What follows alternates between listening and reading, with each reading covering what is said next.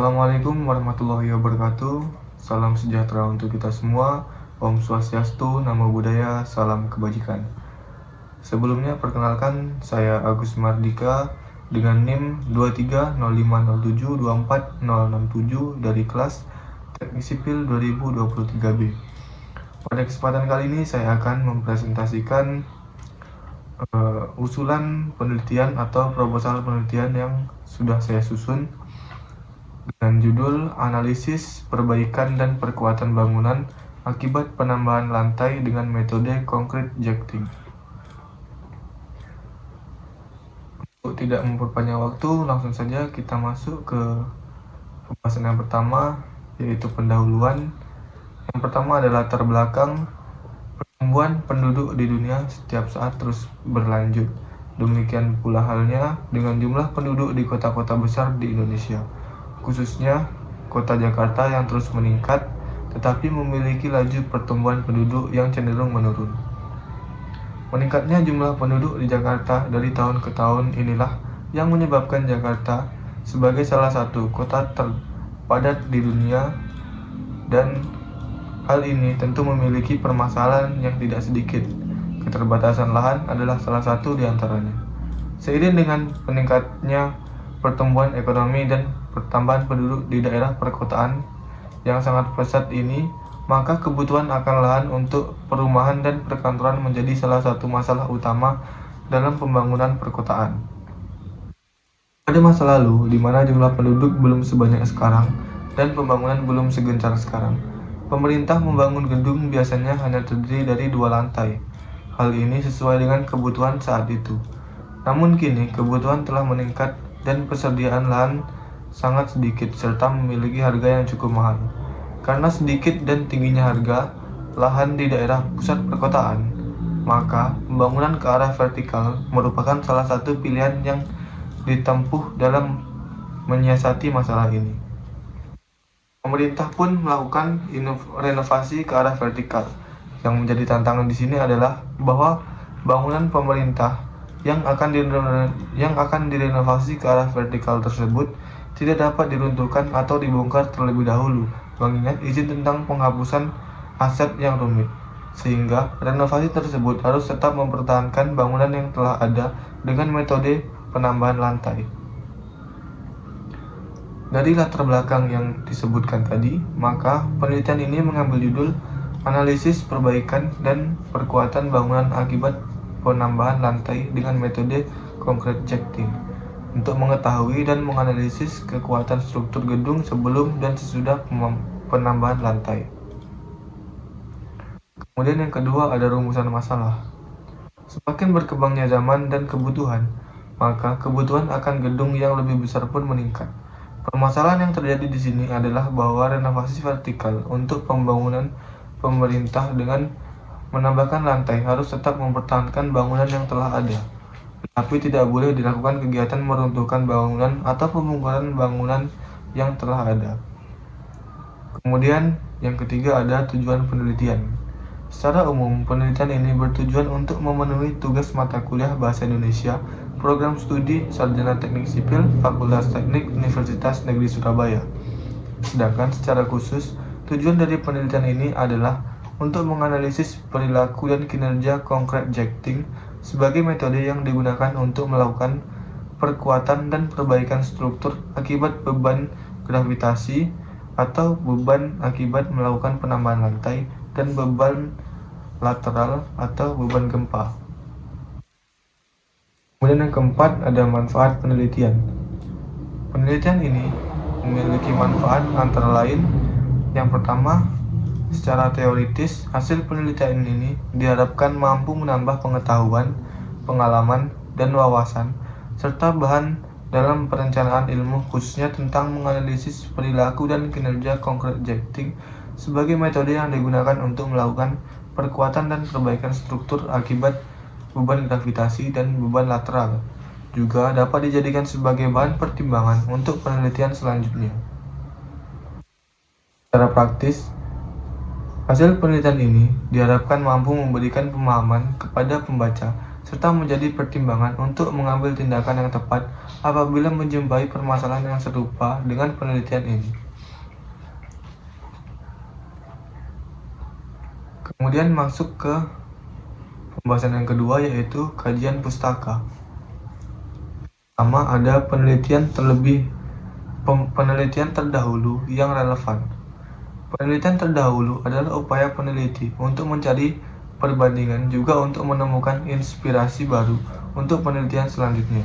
Di samping itu, kajian terdahulu membantu peneliti dan dapat memposisikan penelitian serta menunjukkan orisinilitas dari penelitian. Pada bagian ini, peneliti mencantumkan berbagai hasil penelitian terdahulu terkait dengan penelitian yang hendak dilakukan, kemudian membuat ringkasannya, baik penelitian yang sudah terpublikasikan ataupun penelitian yang belum terpublikasikan. Pada penulisan proposal ini, penulis mencantumkan beberapa penelitian terdahulu, di antaranya yang pertama adalah penelitian oleh Saruni 2017 dengan judul Evaluasi dan Analisis Perkuatan Bangunan yang Bertambah Jumlah Tingkatnya. Kemudian ada penelitian dari Budianto 2012 dengan judul Perilaku Struktur Gedung Beton Bertulang Existing Akibat Penambahan Lantai. Kemudian selanjutnya ada penelitian oleh Muhammad Rizky 2011 dengan judul Analisa Perbaikan dan Perkuatan Bangunan Akibat Penambahan Lantai. Kemudian yang terakhir ada penelitian dari Nico Arbi 2019 dengan judul Pengaruh Penambahan Lantai terhadap kolom pendek akibat kombinasi beban aksial dan lateral. Kemudian yang kedua adalah landasan teori. Penambahan tingkat pada suatu bangunan berarti akan terjadi penambahan beban pada bangunan tersebut.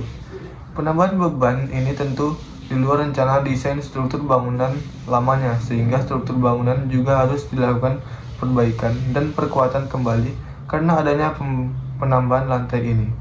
Perbaikan dan perkuatan struktur pada umumnya bertujuan untuk meningkatkan kekuatan elemen struktur agar mampu menambah beban sesuai dengan rencana. Umumnya, struktur perlu perkuatan ketika terjadi perubahan fungsi bangunan atau ketika elemen-elemen strukturnya dirancang sesuai tata cara yang lama, di mana beban sampai nominalnya lebih rendah dari yang ditetapkan oleh tata cara saat ini. Saat ini ada banyak cara yang bisa dilakukan untuk melakukan perbaikan atau perkuatan elemen-elemen struktur beton. Di bawah ini, pada penelitian ini ada beberapa cara-cara yang penulis tuliskan untuk perbaikan atau perkuatan elemen-elemen struktur beton. Di antaranya yang pertama, penambahan elemen baru. Kemudian yang kedua, peningkatan kinerja elemen existing. Kemudian yang ketiga, perbaikan sambungan antar komponen. Yang keempat, mengurangi demand. Dan yang terakhir, penghilangan beban komponen. Kemudian kita masuk ke pembahasan yang terakhir, yaitu metode penelitian. Yang pertama ada jenis penelitian. Penelitian ini menggunakan metode penelitian deskriptif kualitatif. Zaman Satori mengungkapkan bahwa penelitian kualitatif dilakukan karena peneliti ingin mengeksplor fenomena-fenomena yang tidak dapat dikuantifikasikan yang bersifat deskriptif, seperti proses suatu langkah kerja, formula suatu resep, pengertian-pengertian tentang suatu konsep yang beragam, karakteristik suatu barang dan jasa, gambar-gambar, gaya-gaya, tata cara suatu budaya, model fisik suatu artefak, dan lain sebagainya. Menurut Nana Xiaodi Sukmadinata, penelitian deskriptif kualitatif ditunjukkan untuk mendeskripsikan dan menggambarkan fenomena-fenomena yang ada, baik bersifat alamiah maupun rekayasa manusia. Berdasarkan keterangan dari beberapa ahli, dapat ditarik kesimpulan bahwa penelitian deskriptif kualitatif yaitu rangkaian kegiatan untuk memperoleh data yang bersifat apa adanya tanpa ada dalam kondisi tertentu yang hasilnya lebih menekankan makna. Di sini, peneliti menggunakan metode penelitian deskriptif kualitatif karena dalam penelitian ini, penulis meneliti dan menggambarkan fakta dan data dengan sistematis secara faktual dan akurat berdasarkan analisis dari penelitian-penelitian terdahulu.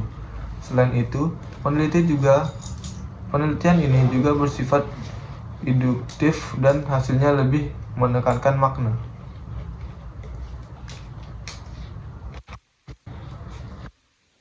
Kemudian yang kedua ada pendekatan penelitian. Penelitian ini menggunakan pendekatan deskriptif kualitatif. Deskriptif kualitatif adalah suatu pendekatan dalam meneliti status kelompok manusia, objek, suatu kondisi, suatu sistem pemikiran, ataupun suatu kelas peristiwa pada masa sekarang. Sedangkan kualitatif menurut Botgam dan Taylor adalah suatu prosedur penelitian yang menghasilkan data deskriptif berupa kata-kata tertulis dan lisan dari orang yang diamati. Jadi, pendekatan deskriptif kualitatif adalah suatu pendekatan yang menggambarkan keadaan suatu fenomena yang terjadi dengan kata-kata atau kalimat, kemudian dipisah-pisahkan menurut kategori untuk mendapatkan kesimpulan. Pendekatan yang dilakukan dalam penelitian ini adalah pendekatan kualitatif yang berfokus pada perbaikan dan perkuatan bangunan akibat penambahan lantai dengan metode concrete jacking. Kemudian yang ketiga ada sumber data dan data penelitian. Sumber data yang digunakan dalam penelitian ini adalah data sekunder, yaitu data yang didapat dari literasi dari berbagai sumber seperti data dari penelitian-penelitian terdahulu. Adapun data yang didapat pada penelitian ini, penulis menggunakan metode concrete jacking sebagai cara perkuatan dan perbaikan elemen struktur utama existing. Sesuai dengan tujuan penelitian, nanti akan dianalisis perilaku concrete jacking ini akibat dari penambahan lantai sesuai beban gravitasi dan gempa sebagai beban lateral. Kemudian yang keempat ada teknik pengumpulan data. Data adalah bagian terpenting dari suatu penelitian, karena dengan data peneliti dapat mengetahui hasil dari penelitian tersebut. Pada penelitian ini, data diperoleh dari berbagai sumber dengan menggunakan teknik pengumpulan data yang bermacam-macam dan dilakukan secara terus-menerus sampai datanya jenuh. Sesuai dengan karakteristik data yang diperlukan dalam penelitian ini, maka teknik penelitian data yang dilakukan adalah yang pertama, ada observasi. Observasi merupakan teknik yang mendasar dalam penelitian dan tes. Observasi dilakukan dengan pengamatan yang jelas, rinci, lengkap, dan sadar tentang perilaku individu sebenarnya di dalam keadaan tertentu. Pentingnya observasi adalah kemampuan dalam menemukan faktor-faktor awal mula perilaku dan kemauan untuk melogiskan akurat reaksi individu yang diamati dalam kondisi tertentu. Observasi dalam penelitian kualitatif dilakukan terhadap situasi sebenarnya yang wajar tanpa dipersiapkan, dirubah, atau bahkan diadakan khusus untuk keperluan penelitian. Observasi dilakukan pada objek penelitian sebagai sumber data dalam keadaan asli atau sebagaimana keadaan sehari-hari. Kemudian yang kedua, dokumentasi. Menurut Jam'an Satori, studi dokumentasi yaitu mengumpulkan dokumen dan data-data yang diperlukan dalam permasalahan penelitian lalu ditelaah secara intens sehingga dapat mendukung dan menambah kepercayaan dan pembuktian suatu kejadian. Dokumen yang digunakan pada penelitian ini berupa data yang dikumpulkan dari penelitian-penelitian terdahulu serta beberapa literasi tambahan. Kemudian yang terakhir ada teknik analisis data. Menurut Sugiono 2019, analisis data merupakan proses mencari susunan secara sistematis data yang diperoleh dari hasil wawancara observasi, dan dokumentasi dengan cara mengorganisasikan data ke dalam kategori, menjabarkan ke dalam unit-unit, melakukan sintesa, menyusun ke dalam pola, memilih mana yang penting dan mana yang akan dipelajari, dan membuat kesimpulan sehingga mudah dipahami oleh diri sendiri dan orang lain.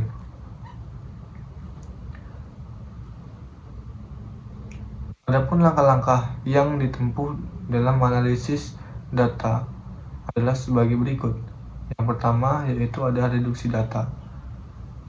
Sebagai suatu proses pemilihan, pemutusan, perhatian, penyederhanaan, pengabstrakan, dan transformasi data kasar yang muncul dari catatan-catatan lapangan, sehingga data itu memberi gambaran yang lebih jelas tentang hasil observasi, wawancara, dan dokumentasi.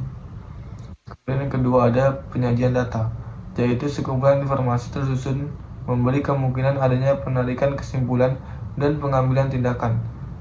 Dalam penelitian kualitatif, penyajian data dilakukan dalam bentuk uraian singkat, bagan, tabel, grafik, dan sejenisnya. Melalui penyediaan data tersebut, maka data terorganisasikan sehingga akan semakin mudah dipahami. Kemudian yang ketiga ada simpulan atau verifikasi. Peneliti membuat kesimpulan berdasarkan data yang telah diproses melalui reduksi dan display data. Penarikan kesimpulan yang dikemukakan bersifat sementara dan akan berubah bila ditemukan bukti yang kuat yang mendukung pada tahap pengumpulan data berikutnya. Namun, apabila kesimpulan yang ditemukan pada tahap awal didukung oleh bukti-bukti yang valid dan konsisten saat penelitian kembali ke lapangan, maka kesimpulan yang dikemukakan merupakan kesimpulan yang kredibel. Sekian presentasi dari saya untuk proposal penelitian yang saya susun. Apabila ada kesalahan kata, saya mohon maaf. Saya akhiri. Assalamualaikum warahmatullahi wabarakatuh.